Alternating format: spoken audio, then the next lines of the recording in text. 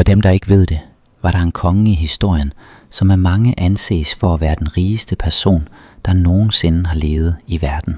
Han var ikke kun rig, fordi han havde meget guld, men også fordi han kontrollerede nogle af de største guldminer i verden på sin tid. Han kontrollerede også de vigtige handelsruter, som handelsmændene i Afrika benyttede. Faktisk, fordi der var så meget guld i hans imperium, delte han ud af store mængder guld til folk han mødte, da han rejste til Mekka. Og på grund af det han gjorde, faldt værdien af guld midlertidigt i nogle byer. Men det mest overraskende er, at han ikke var fra Europa, og han var heller ikke leder af en moderne supermagt. Han var en konge fra Mali-imperiet i Vestafrika, et kongerige, der engang var centrum for guld, handel og viden. Og den konge, jeg taler om her, er Mansa Musa. Men spørgsmålet er, hvordan blev han så rig, og hvordan lykkedes det ham også at lede et af de rigeste og mest magtfulde imperier i historien? Det er det, vi skal finde ud af. Men før vi starter diskussionen, vil jeg gerne bede dig om at give et like og abonnere på vores kanal. Det er en stor hjælp for os indholdsskabere. Så lad os komme i gang. Før Mansa Musa blev kendt som en af de rigeste mennesker i en, sa pinakamayamang tao sa kasaysayan. Hans historie begyndte først i et stort imperium i Afrika. Musa blev født omkring slutningen af det 13. århundrede i Mali-imperiet i Vestafrika. Navnet Musa betyder Moses på arabisk. På det tidspunkt var Mali allerede et af de voksne kongeriger i Afrika. Mange handlende passerede gennem området, fordi det lå på et godt sted for handel. Musas far var Fagalai. Han kom fra Keita-familien, og det var Keita-familien, der regerede over Mali-imperiet. Men hans far blev aldrig konge. Alligevel var de blandt de vigtigste familier i imperiet. Historikere ved kun lidt om hans mor, Kanku. Der blev nemlig skrevet meget lidt om mange kvinder i den periode. Men vi ved, at kvinder også spillede en vigtig rolle i deres samfund. De hjalp nemlig med at lave redskaber, tekstiler, medicin og andre vigtige opgaver i deres lokalsamfund. Nu, for at forstå, hvordan Musa blev en vigtig person, skal vi først vide, hvordan Mali-imperiet begyndte. Før Mali blev stærkt, var der et andet magtfuldt kongerige i det område, og det var Ghana-imperiet. I mange år kontrollerede Ghana handlen med guld og andre vigtige varer i Vestafrika. På grund af dette blev deres kongerige rigt og magtfuldt. Men med tiden begyndte Ghana at svækkes. Der opstod tørke, interne konflikter i kongeriget, og handelsruterne ændrede sig også. Og på grund af dette mistede det gradvist sin tidligere styrke. Mens Ghana blev svagere, voksede et andet kongerige sig stærkere. Dette var Soso-imperiet, som blev ledet af Suma Sumaoro Kante. Han erobrede mange nærliggende områder og blev en af de mest magtfulde ledere i regionen. Men det varede ikke længe, før en mand gjorde oprør mod ham. Hans navn var Sundiata Keita. Ifølge historier, der er blevet overleveret gennem mange generationer, var Sundiatas liv ikke let, da han var barn. Han gik igennem meget, før han blev leder. Mens han voksede op, forenede han gradvist de forskellige kongeriger og ledere, som også ønskede at afslutte Soso-imperiets magt. Derefter opstod der en stor krig. I 1335 stod Sundiatas hær over for Sumaoro Kantes hær i et slag, der ændrede Vestafrikas historie. Og her sejrede Sundiata. På grund af den sejr blev Mali-imperiet dannet. Siden da udvidede deres territorium sig hurtigt. De kontrollerede de vigtige handelsruter og nogle af verdens største guldressourcer. Og mens Mali-imperiet blev rigere og stærkere, voksede en ung dreng fra Keita-familien stille og roligt op. Og den dreng var Musa, og en dag ville han blive den mest berømte leder af Mali-imperiet og en af de rigeste mennesker, der nogensinde er beskrevet i historien. Alligevel, efter Sundiata Keitas død, gik overgangen til en ny leder i Mali-imperiet ikke straks gnidningsfrit. Der var børn, slægtninge og andre medlemmer af den kongelige familie, som kunne blive den næste Mansa eller konge af imperiet. Dette førte til magtkampe. Den første, der efterfulgte Sundiata, var hans søn Uli. Under Ulis regeringstid fortsatte Mali-imperiet med at udvide sig. Ifølge nogle historikere udvidede imperiets kontrol sig yderligere til vigtige handelscentre som Timbuktu og Gao. Selvom der er eksperter, der ikke er helt enige i alle detaljer, står det klart, at Mali forblev stærkt under hans ledelse. Ligesom mange muslimske ledere på den tid, rejste Uli også til Mekka for Hajj, muslimernes hellige pilgrimsrejse, men ikke længe efter han vendte tilbage, døde han. Herefter blev situationen mere kaotisk. Flere ledere fulgte hinanden på tronen inden for en kort periode. Nogle mennesker støttede en kandidat, mens andre havde deres egne favoritter, som de ønskede skulle blive kejser. Dette førte til konflikter inden for imperiet. På trods af disse problemer forblev Mali rig, og årsagen var enkel. De kontrollerede nogle af de vigtigste handelsruter i Afrika. Handlende, der transporterede guld, salt, tekstiler og andre varer, passerede gennem Malis landområder. Der blev opkrævet skatter på handlen, og der var kongeriger, der handlede. De var underlagt imperiet, som også modtog bidrag fra folket til deres regering, og en anden af Mansas vigtigste kilder til rigdom var guld. På det tidspunkt var der masser af guld i Malis imperiums landområder. Store klumper af guld blev betragtet som Mansaens ejendom. Derfor voksede ledernes rigdom hele tiden. Mens der skete ændringer i lederskabet, var der en mand, der gradvist udvidede imperiets magt. Hans navn var Sakura. Han tilhørte ikke den primære linje af tronens arvinger. Derfor var hans vej til magten usædvanlig. Der findes gamle optegnelser, der siger, at han tidligere var slave. Men ifølge andre historikere kan betydningen af det ord, der blev brugt dengang, have været anderledes. Og det var ikke det samme som den form for slaveri, vi kender fra de følgende århundreder. Men uanset hans oprindelse er én ting klar. Han var en dygtig leder. I Sakuras tid voksede Mali-imperiet endnu mere. Handlen med andre dele af den islamiske verden voksede. Imperiets område udvidede sig også på grund af succesfulde militære kampagner under hans ledelse. Flere landområder kom også under Malis kontrol. Senere rejste Sakura også til Mekka, men han vendte aldrig hjem i live. Historikere er ikke sikre på, hvad der egentlig skete med ham. Der findes forskellige historier og traditioner, som fortæller om forskellige årsager til hans død. Efter hans død vendte magten tilbage til Sundiata Keitas slægtninge.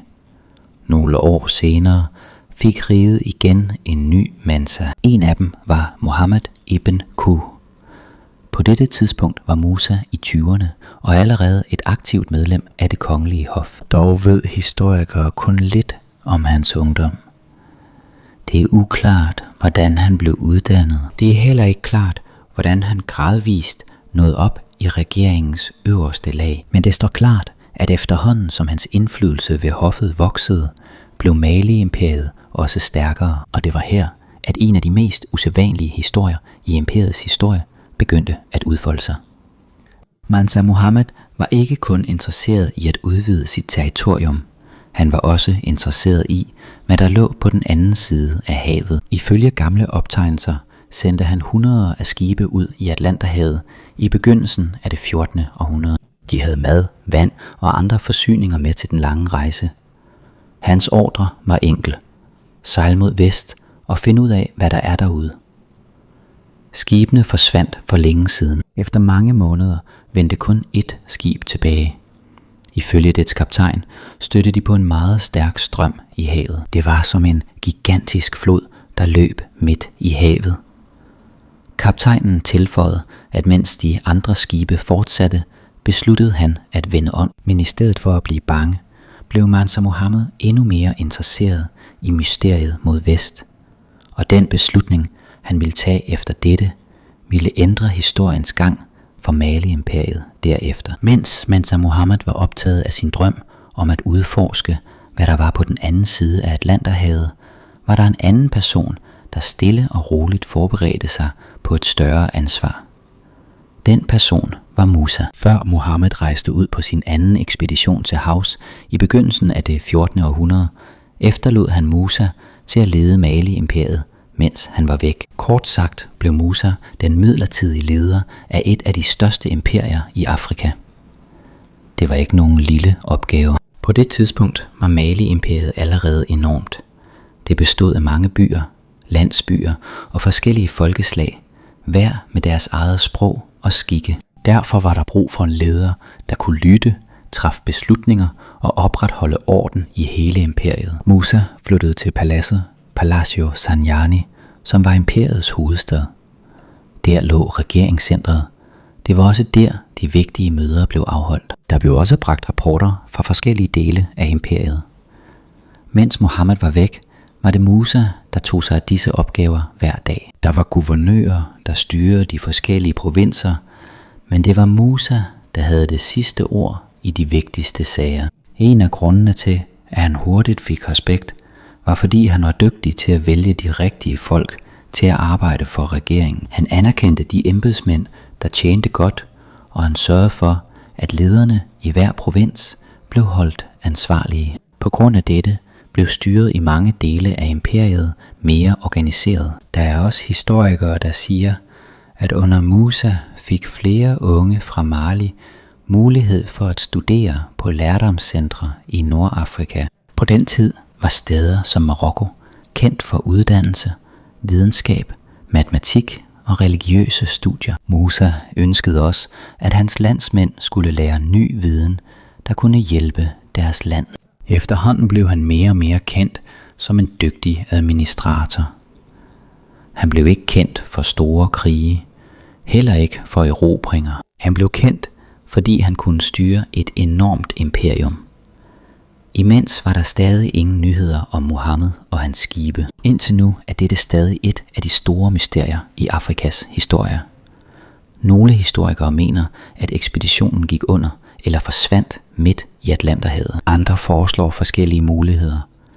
Men det er vigtigt at huske, at der endnu ikke er nogen solide beviser for, hvad der virkelig skete med dem. Der er også historier, der siger, at de måske nåede Amerika, før Christopher Columbus ankom. Men på nuværende tidspunkt er der endnu ikke tilstrækkelige beviser, som de fleste historikere accepterer, til at bevise den påstand. Det forbliver en teori og ikke en bevist sandhed. Det eneste vi med sikkerhed ved er, at Mansa Muhammad aldrig blev set igen. Han vendte aldrig tilbage. De fleste af hans skibe vendte heller ikke tilbage. Og på grund af det gik tronen i Malis imperium endeligt til Musa. Fra at være midlertidig leder blev han officielt Mansa af Mali. Men i stedet for at spilde tid på at lede efter den forsvundne ekspedition, fokuserede han på noget andet. Musa vidste, at det var vigtigere at styrke imperiet, end at jagte et mysterium, der måske aldrig ville blive besvaret. Så han begyndte at opbygge en regering, der var loyal over for ham. Han valgte rådgivere og embedsmænd, som han kunne stole på. Han bevarede støtten fra lederne i de forskellige dele af imperiet, og gradvist lagde han grundlaget for et lederskab, der ville bringe Mali ind i den rigeste og mest magtfulde periode i hele dets historie. Inden for få år efter at være blevet Mansa, bemærkede mange mennesker den store forskel mellem Musa og nogle af de tidligere ledere af Mali. Han var kendt som en leder, der kunne lytte. Det betød ikke, at han var svag. Det betød heller ikke, at han ikke ønskede at bruge magt, men han vidste, hvordan man afvejer situationen, før han træffer en beslutning. En af de første prøvelser i hans lederskab var, da der opstod uenighed blandt guldminerne i den sydlige del af imperiet. På det tidspunkt var minearbejderne meget vigtige. I Malis økonomi var det dem, der gravede guldet op, som var den vigtigste kilde til rigdom for imperiet. Ifølge historikere forsøgte Musa at opmuntre flere mennesker til at følge islam. Men da der opstod modstand fra nogle minearbejderfællesskaber, blev guldproduktionen også midlertidigt påvirket. I stedet for straks at bruge vold, valgte Musa at tale og løse problemet gennem forhandling.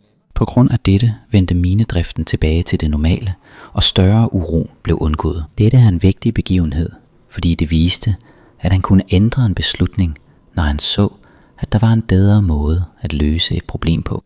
Men tro ikke, at han kun brugte diplomati. Når det galt imperiets sikkerhed, var Musa streng. Et af de største problemer dengang var røvere, der angreb handelsfolk. Det var farligt at rejse på visse ruter, fordi der var risiko for at blive røvet eller dræbt. Når handelsfolkene blev bange for at rejse, gik handlen langsommere. Når handlen gik langsommere, faldt hele imperiets indtægter. Derfor indførte Musa strengere foranstaltninger mod banditter og kriminelle. De vigtigste handelsruter blev gradvist mere sikre. Flere handelsfolk begyndte at rejse. Flere varer ankom til forskellige byer. Og regeringen indsamlede flere skatter. Her begyndte folk at mærke Malis imperiums velstand. Efterhånden som sikkerheden voksede også handlen. Det var ikke kun guld, der cirkulerede på markederne. Der var også salt, ris, honning, heste og mange andre varer. Der var endda varer, der kom fra meget fjerne steder i Afrika og fra den islamiske verden. Mali blev gradvist forbundet med det større, verdensomspændende handelsnetværk. Og her ligger den sande hemmelighed bag Mansa Musas rigdom gemt. Ikke kun fordi de havde meget guld, men fordi de kontrollerede ruterne, som handelsfolkene brugte. Forestil dig, hvis næsten alle handlende skulle passere gennem dit territorium for at købe og sælge varer, hvor meget du ville tjene på skatter og afgifter. Det var sådan det gik for Mali-imperiet. Mange ruter gennem Sahara-ørkenen lå under deres kontrol. Karavanerne, der bragte salt fra nord og varer fra syd, måtte passere gennem områder, der var under deres kontrol. Og fordi disse ruter var sikre, kom endnu flere handlende dertil. Der var byer, der blev centrum for vareudveksling. Her mødtes handlende fra forskellige lande. Her blev priserne på varerne forhandlet. Her opkrævede regeringen også skatter. Udover handelsruterne over land, spillede floder som Nigerfloden også en vigtig rolle. Ved hjælp af både kunne varer sendes hurtigere til forskellige dele af imperiet. Jo hurtigere rejsen var, jo hurtigere gik handlen, og jo hurtigere kom pengene ind i Malis skatkammer. Efterhånden som imperiet blev rigere, blev dets hær også stærkere. Ifølge nogle historikers vurderinger havde Mali en af de største hære i Afrika på den tid. Der var tusindvis af soldater og ryttere til hest. Rytterne var vigtige, fordi de hurtigt kunne bevæge sig over de store sletter og ørkener. De blev brugt til at bevogte handelsruterne, forsvare grænserne og opretholde orden i imperiet. Musa vidste, at rigdom ikke var nok, hvis man ikke havde evnen til at beskytte den. Så mens guldet i hans rige fortsatte med at vokse, blev hans hær også stærkere og stærkere. Med en kombination af sikker handel, en stabil regering og et stærkt militær, begyndte Mali-imperiet at nå et magtniveau, der sjældent er set i Afrikas historie. Og mens hans rigdom fortsatte med at vokse, begyndte en rejse langsomt at tage form i Mansa Musas sind. En rejse, der ville gøre hans navn kendt over hele verden. Alligevel, mens Mali-imperiet blev rigere, fortsatte det også med at udvide sig. Ifølge historikere tilføjede Mansa Musa i de første år af sit styre endnu flere nye territorier til sit imperium. På grund af dette voksede hans rigdom, befolkning og de handelsruter, han kontrollerede, endnu mere. For at bevare denne magt havde han brug for en stærk hær. I hele Mali havde folk stor respekt for smedene. De lavede sværd, spyd, buer og andre våben, som hæren brugte. Efterhånden som våbenproduktionen udviklede sig, blev krigstaktikkerne også bedre. Der var særlige enheder af soldater, som hurtigt kunne sendes til forskellige dele af imperiet, når der var en trussel. Flåderne blev brugt til hurtigere at transportere folk og forsyninger. Der var også udvalgte krigere, som fungerede som imperiets eliteenhed. De blev ofte sendt ud på de vigtigste missioner og i de største kampe. Udover hærens styrke var én ting også vigtig for Musa: hans tro. I år 1324, næsten 12 år efter at han blev Mansa, besluttede han sig for at tage på en af de vigtigste rejser i sit liv. Dette var Hajj, muslimernes hellige pilgrimsrejse til Mekka. Men det var ikke en almindelig rejse. På det tidspunkt var Mali allerede et af de rigeste og mest magtfulde riger i verden. Musa ønskede også at vise andre lande, hvor stort og rigt hans imperium var. Så han forberedte en enorm karavane. Ifølge gamle optegnelser deltog omkring 60.000 mennesker i rejsen. Dette omfattede soldater, tjenere, embedsmænd, familie og andre medlemmer af hans gruppe. Hundreder af heste og kameler bar forsyninger, vand, udstyr og store mængder guld. Nogle af kamelerne bar kun guld. Mens karavanen rejste, lignede den en by i bevægelse midt i Afrika. Fra hovedstaden Niani krydsede de vidtstrakte græsarealer og nåede til sidst Sahara-ørkenen. Her begyndte den sværeste del af deres rejse. Om dagen er ørkenen ekstremt varm. Om natten er den meget kold. Om dagen skulle de finde nok vand til tusindvis af mennesker og dyr. På trods af dette fortsatte karavanen i flere måneder. Til sidst nåede de en af verdens vigtigste byer på den tid, Kairo i Egypten. I år 1324 var Kairo en af de største og rigeste byer i verden. Mange mennesker blev forbløffet, da de så ankomsten af Mansa Musa og hans enorme karavane. Farverige klæder, dyre smykker og masser af guld. De fleste havde aldrig set så meget rigdom blive vist frem på en rejse før. Da Musa blev inviteret af Egyptens sultan, opstod der endnu en følsom situation. Ifølge datidens skik forventedes det, at han skulle vise respekt for sultanen på en måde, han ikke ønskede at gøre. Men gennem god dialog fandt de et kompromis, der viste respekt for begge parter. Deres møde forløb godt. De udvekslede gaver. De talte om deres kongeriger. Og mens karavanen hvilede i Kairo, begyndte nyheden om en konge fra Afrika med en næsten ufattelig rigdom at sprede sig over hele regionen. Og folk vidste endnu ikke, at de næste handlinger, som Mansa Musa ville gøre i Egypten, ville gøre hans navn endnu mere berømt i historien. Efter at have opholdt sig i Kairo i endnu nogle måneder, blev Mansa Musas navn endnu mere berømt. Uanset hvor han gik hen, delte han guld ud til de fattige, embedsmænd, handlende og religiøse ledere. Han delte så meget guld ud, at ifølge historikere faldt værdien af guld i Kairo i mange år. Dette viste, hvor rigt Mali-imperiet var på det tidspunkt.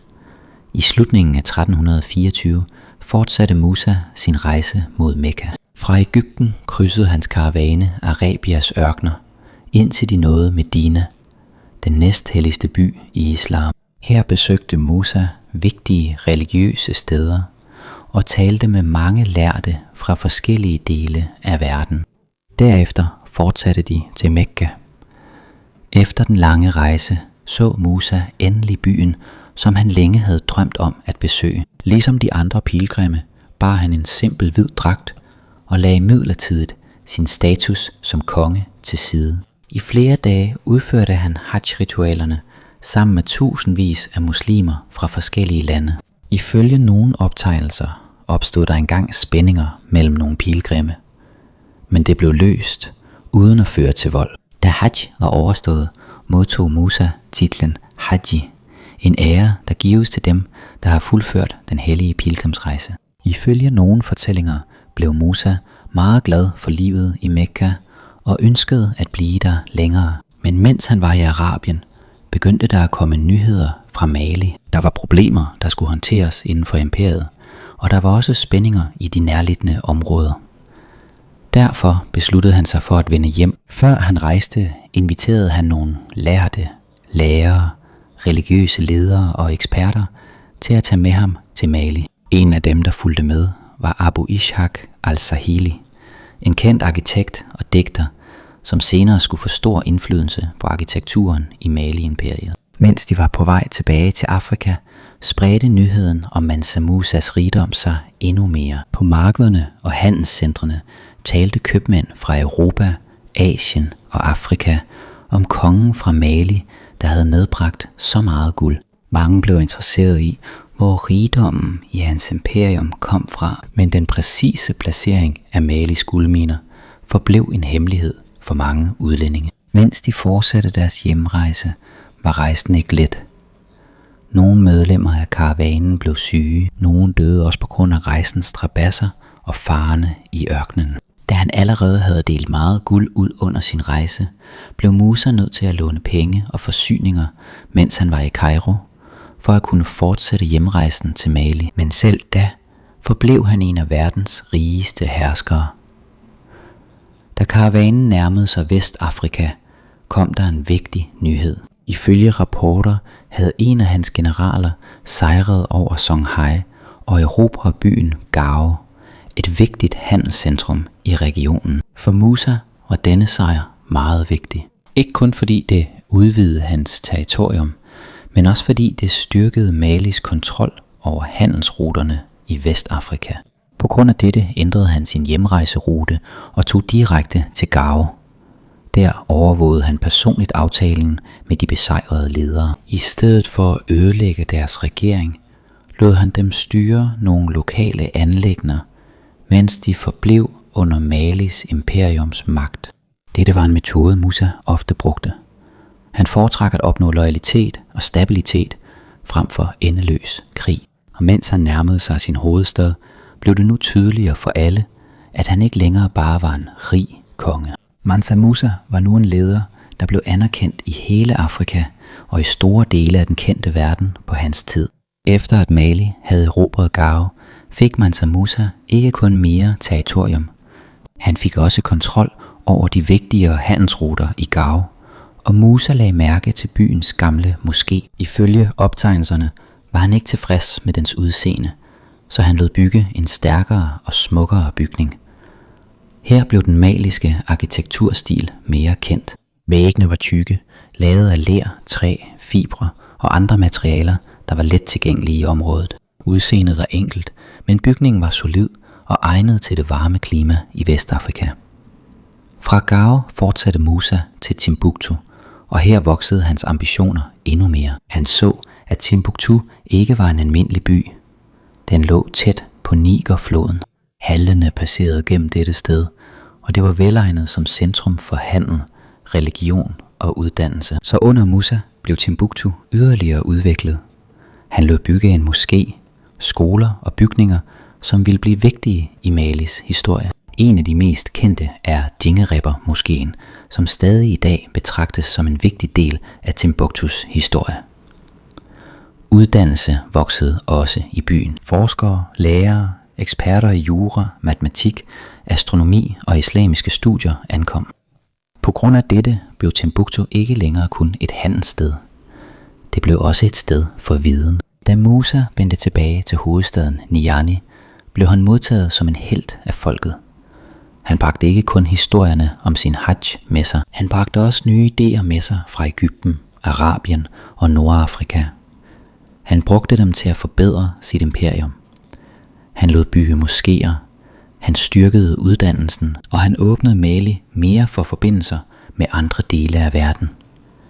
Men efterhånden som Mali blev stærkere, blev flere udlændinge også interesseret i dets rigdom, især i guldet. Når Musa blev spurgt, hvor al Malis guld kom fra, svarede han ikke direkte på det. Ifølge nogle historier sagde han, at guldet voksede som planter på et hemmeligt sted.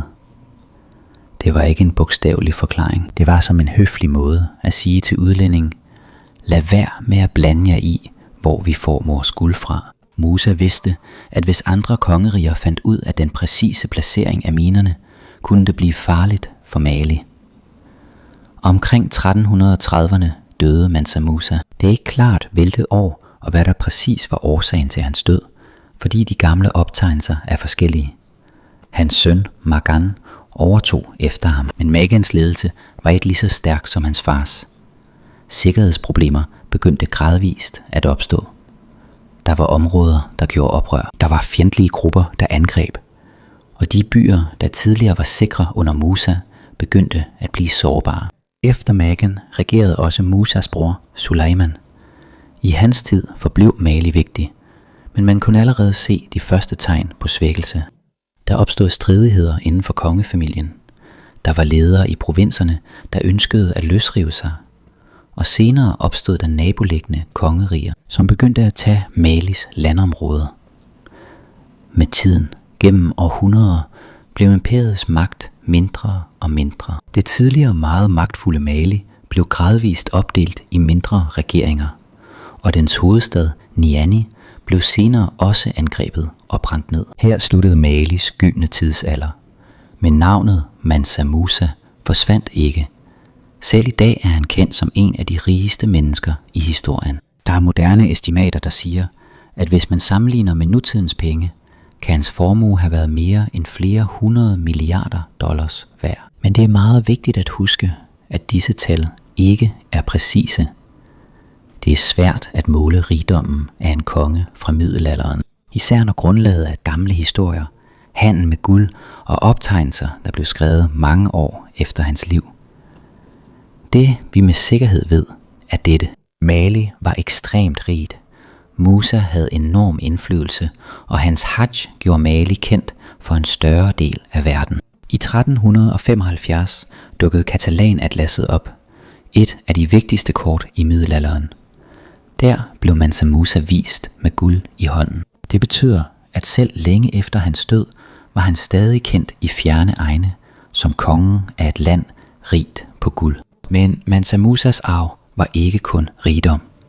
Han styrkede handlen, han udviklede Timbuktu, han lagde stor vægt på uddannelse, og han viste, at Afrika dengang havde imperier med egne systemer, viden, arkitektur og magt. Så når vi hører navnet Mansa Musa, bør vi ikke kun tænke på guld. Vi bør også huske en leder, der brugte sin rigdom til at styrke sit imperium, forbinde Mali med verden og efterlade en arv, der stadig tales om i dag.